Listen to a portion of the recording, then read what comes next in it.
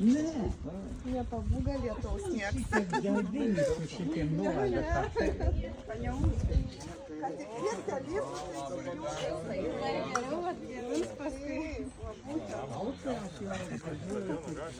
Kas norit, yra kepurių rėmėjai davė. Galit pasimti, galim po žygę pasimti.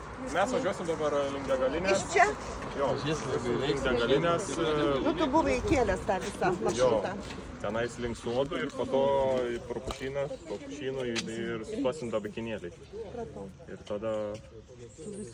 Aš dar pasakysiu gal, kai čia 20. Pačią pradžią. Kas čia rėmėjai?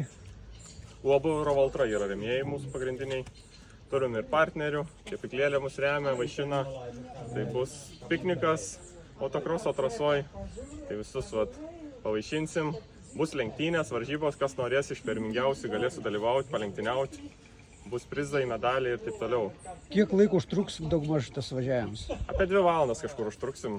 Važiuosim neskubėdami, nes tai nėra lenktynės, tai yra pasimėgavimas, pabendravimas su žmonėm.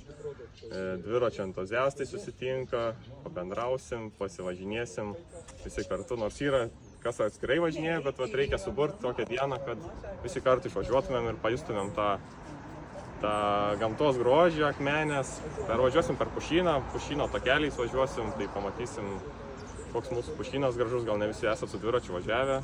Taip pat nuvažiuosim ir tą autokroso trasą. Esate tikriausiai stebėję, bet ne visi gal esate važiavę su dviračiais, tai bus galimybė išbandyti. Aišku, dabar yra palyja, tai ten gali būti sudėtinga važiuoti, nes su visokiais dviračiais važiuosim, bet čia kas norės, to nebus prievartos ten važiuoti. Tai va, tiek trumpai gal. Kaip nuotaikas?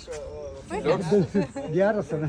Sveikinam visus, visi keliai veda, Akmenė prasideda. Ačiū labai, kad dalyvaujat. Ačiū, dalyvaukit visuose mūsų